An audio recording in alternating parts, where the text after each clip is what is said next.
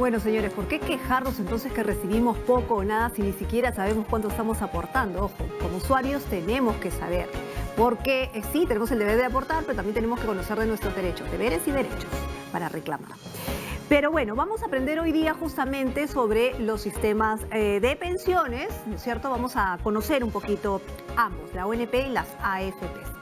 Y cuáles son sus pros y sus contras, porque estamos esta mañana con el señor Elio Sánchez, él es intendente general de la supervisión de la Superintendencia de Banca y Seguros. ¿Qué tal? Muy buenos días, gracias por la invitación. No, gracias por venir. Primero, vamos a hablar sobre el sistema de pensiones, ¿no es cierto? El fondo de pensiones. ¿Por qué es importante? Porque, claro, a veces la crítica es por qué el gobierno o el Estado es tan, tan paternal de alguna manera que obliga a las personas a tener un fondo de pensiones, ¿no? A elegir entre una ONP o una AFP cuando la responsabilidad es del mismo usuario de saber qué hacer con su dinero, ¿no? Sí, bueno, realmente es una pregunta muy importante. Y la seguridad social existe pues, desde mediados del siglo pasado, digamos, y en todos los países los gobiernos han decidido que esto sea de tipo obligatorio. Obligatorio porque cuando uno inicia el ciclo laboral, normalmente está pensando, digamos, en algunas otras prioridades como la educación, formarse, etc.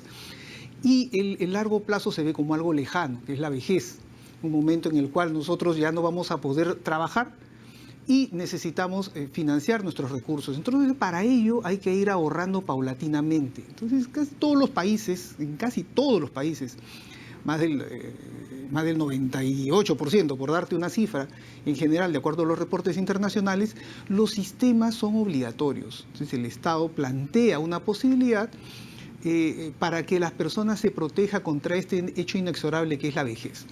En nuestro caso en particular, en el caso peruano, tenemos dos sistemas de pensiones. Y aquí es importante que lo hayas mencionado, porque este hecho de tener dos sistemas en los cuales elegir solo sucede en el Perú y en Colombia. En ningún otro país existe este tipo de alternativas. Entonces, el trabajador puede elegir.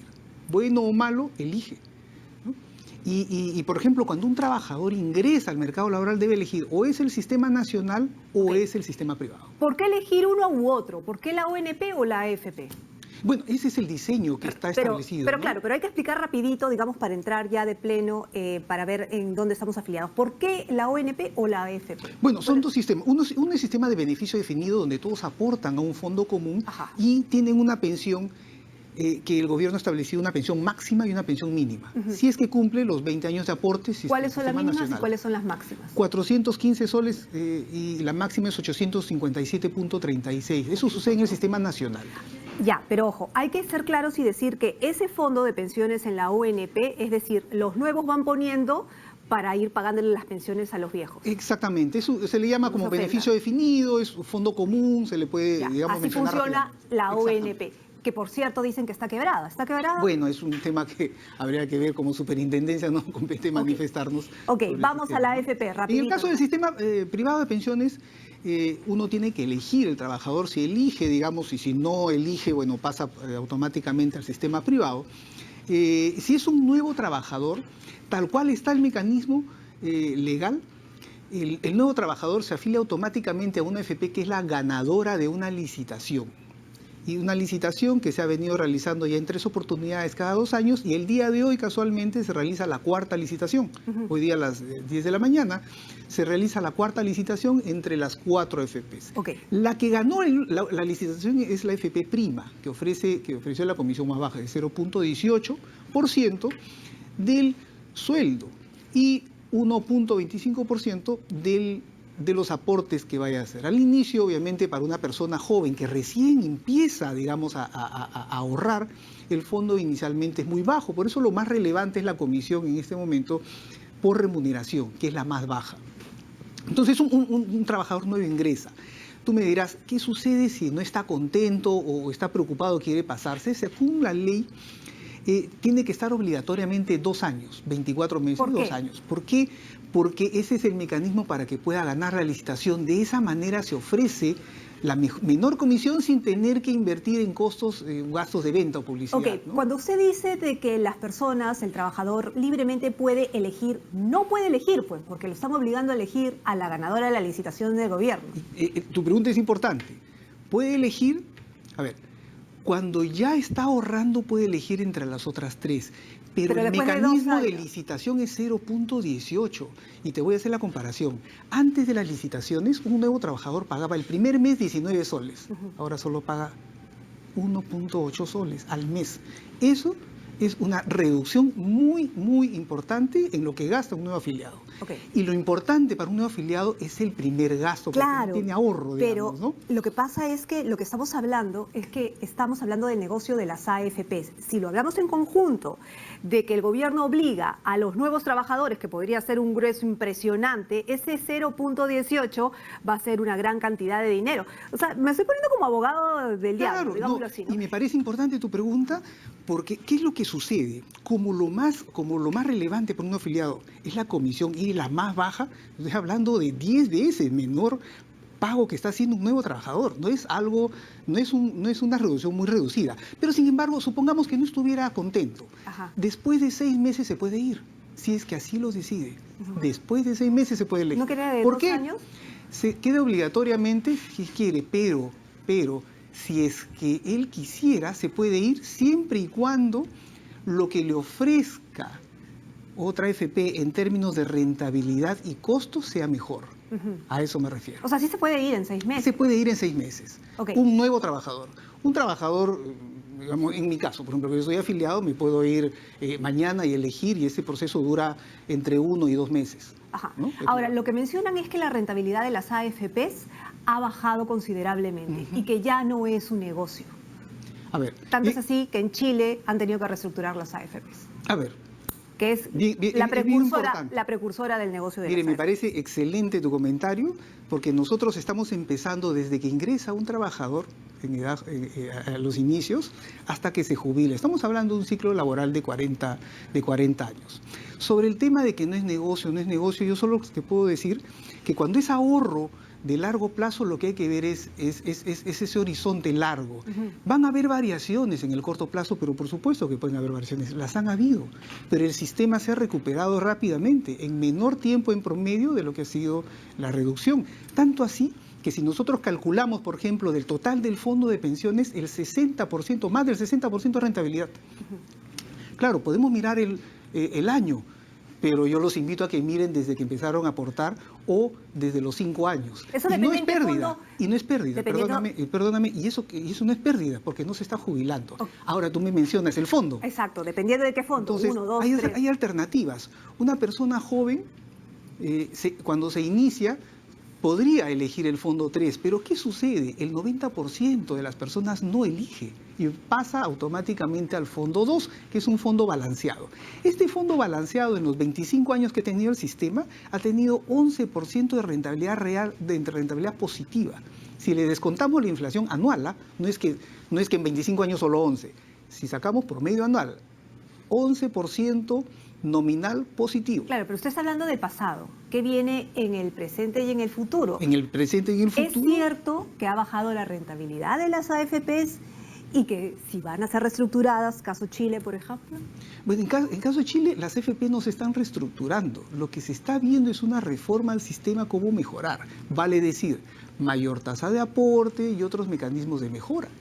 No es que se esté reestructurando el mecanismo o la forma de funcionamiento. Que ya no tienen mucha rentabilidad para los usuarios. Si solo miras en el último año. Yo los invito a mirar nuevamente. Ahorrar para la vejez es un ahorro a largo plazo. Pero regresando a la pregunta del fondo, ¿qué tiene el sistema de pensiones para ofrecer a una persona que está cercana a la jubilación? Porque esa es una pregunta que me puedes hacer en este momento. ¿Qué es lo que tiene un trabajador para ofrecer? Es el Fondo 1. El Fondo 1 es un fondo conservador. Básicamente invierte en activos que no tienen mucha variabilidad como sí lo tienen las acciones. Entonces, pero yo le los menos afectados son las personas que están en el Fondo 1 vale decir aquellas personas que entran, como se dice, automáticamente o por default, si es que no eligen, a partir de los 60 años. Claro. Y si ya están por aportar, por jubilarse, tenemos el fondo cero, que es básicamente, no es que en inversiones el riesgo nunca desaparece. Pero ahí mitiga, ¿no? es más conveniente que se vaya a la ONP. Bueno, pero esa no es, digamos, la alternativa. Si tú miras alternativa en el sistema privado, Ajá. Tú no tienes tope Muy bien. en la pensión. Vamos con la pregunta, Claro. vamos con la pregunta. Buenos días, mi esposo está 4 años sin empleo y tiene 52 años. ¿Por qué no puede sacar su AFP si aportó 15 años? No me parece justo. A ver, este es un sistema jubilatorio, no es un sistema de desempleo, ¿no? Los mecanismos de desempleo son otros, ¿no? Nosotros no nos podemos manifestar. Sin embargo, ha habido una ley que permite, que tiene un régimen de jubilación especial por desempleo, que para los hombres es a los 55 años y para las damas es para los 50 años. Y tiene que haber tenido un desempleo consecutivo durante un año. Pero nuevamente, la preocupación es válida, pero este no es un sistema de desempleo, es un sistema jubilatorio. Pero es el dinero de las personas. Y nadie se lo va a quitar. Claro, pero nadie se lo va a quitar. Pero si es su dinero, digamos, podría ser justo querer utilizarlo como uno quiere y en el momento que uno quiere, ¿o no? Esa es una alternativa. Yo te propongo la otra alternativa. Uno está en este esquema protegido porque nadie puede tocar ese dinero. Ajá. Y casualmente nadie puede tocar ese dinero porque es para la jubilación. Los mecanismos de empleo corresponden a otro Pero esquema. eso porque lo decide papá gobierno. Porque es un ahorro obligatorio y está exento de impuesto a la renta. Ajá. Ojo. Nadie puede embargar esa cuenta individual porque es tu ahorro jubilatorio. Pero no me dejan decidir. Nadie lo va a quitar. Pero no me dejan decidir. Cuando te jubiles, decides si puedes retirar hasta el Pero ¿y si no 95.5. ¿Y si no llego a esa edad? Porque eres tan pesimista. No, me estoy poniendo en todos los casos, ¿no? Bueno. ¿Es conveniente utilizar el 25% del fondo para amortizar el crédito hipotecario? Es una decisión de cada uno. Cada quien decide eso. Nosotros no podemos decir si utiliza o no utiliza. Ajá. Ahí está la libertad que tú tanto dices. Como tú mencionas, si me medias, puede a ir, medias. si me puedo regresar al sistema, bueno, sería interesante que le preguntes a alguien del sistema nacional si puede utilizar el 25% para el crédito hipotecario. Ajá. No lo puede usar. No, tampoco puede sacar su dinero, ¿no? Es cierto. Y mucho Ahora, menos. ¿qué pasa si una persona ha aportado durante varios años estando en quinta a la AFP, pero luego pasa a cuarta, por ejemplo, y ya no puede mover su dinero? Es decir, tiene que esperar hasta la edad de la jubilación para moverlo, es decir, a pesar de que tenga una emergencia. ¿En qué caso sí puede retirar ese dinero? A ver, justo has mencionado, puede haber una disposición, según establece la ley, del 25%. Si una persona ha estado trabajando como dependiente y pasa a ser trabajador independiente, no está obligado a aportar. No está obligado a aportar. Su fondo está ahí, ganando rentabilidad. Supongamos que se haya quedado desempleado desde el 2011, supongamos. Ok. Supongamos. Ese fondo sigue ganando rentabilidad, no le van a cobrar comisiones, siempre y cuando estoy hablando desde el 2011. Y va a ganar y lo va a retirar en el momento en que los mecanismos legales lo permitan. Llámese una jubilación anticipada o si espera hasta los 65 años, que es la edad legal. Pero además de la edad legal hay jubilación anticipada, ¿no? Esa es la posibilidad que ofrece. Y la edad legal no solo tiene una gama amplia de mecanismos de pensión, sino también puede retirar el 95.5. Entonces, hay muchas opciones, ¿no? Hay muchas opciones. El tema es investigar. El tema es investigar y ser bien informado. Más que respecto. investigar, lo que tratamos de hacer, y de hecho estamos haciéndolo, es informar. Muy bien. Pero yo creo que el 95.5 más las opciones son muy conocidas ya, ¿no? Muy bien, muchísimas gracias, Listo. señor Sánchez. No, Elio no. Sánchez, Intendente General de Supervisión de la Superintendencia de Banca y Seguros, dándonos todos los puntos y todas las dudas. Esperamos que los hayamos ayudado. Una pausa, volvemos con más en Marcando Agenda.